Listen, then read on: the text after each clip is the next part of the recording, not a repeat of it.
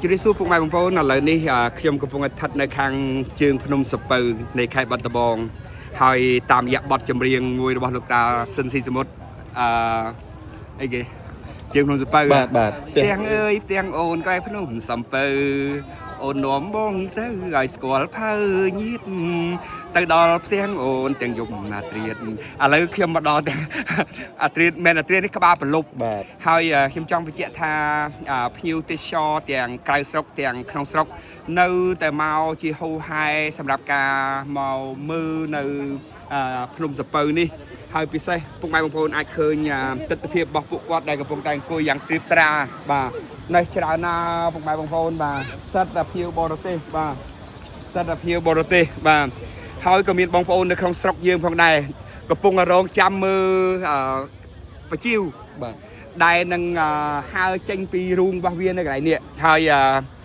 អ្នកដែលមកទេសចរនៅខាងបាត់ដំបងនេះបើមកខាងបាត់ដំបងហើយខ្ញុំជឿថាពុកម៉ែបងប្អូនអត់ភ្លេចទេ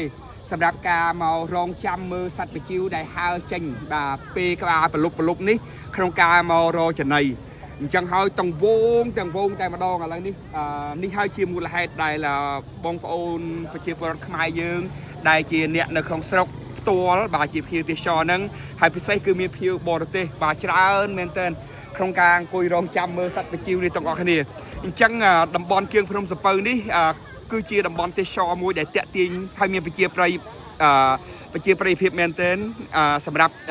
បងប្អូនខ្មែរយើងដូច្នេះពុកម៉ែបងប្អូនសូមបានយើងចែករំលែកហើយយើងឲ្យដឹងថាកាពិតទោះបីជាមាន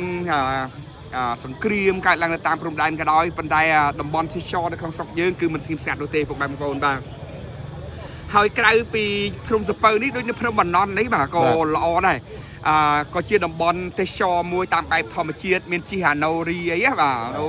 ជិះកាត់ភ្នំកាត់ព្រៃកាត់អីអូសប្បាយបាទអញ្ចឹងនេះគឺជាទស្សនវិជ្ជារួមរបស់បងប្អូនប្រជាពលរដ្ឋដែលជាអ្នកទេសចរក្នុងស្រុកហើយនិងក្រៅស្រុកអីពុកម៉ែបងប្អូនបាទដែលពួកគាត់និយាយទៅគឺនៅតែមានភាពអ៊ូអរហើយរងចាំនៅគេហៅថាទស្សនវិជ្ជាមួយនៃការហើរចេញរបស់សត្វបជាវនៅពេលប្រលប់បាទចេញមកមួយចេញរកចំណី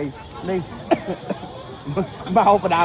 ខ្លះឲ្យពុកម៉ែបងប្អូនបាទអញ្ចឹងទីទៀតនេះនឹងហើរចេញទាំងវងតែម្ដងពុកម៉ែបងប្អូនព្រោះដល់ម៉ោងគេរកស៊ីហ៎បាទដល់ម៉ោងគេចេញចឹកចំណីរមុះ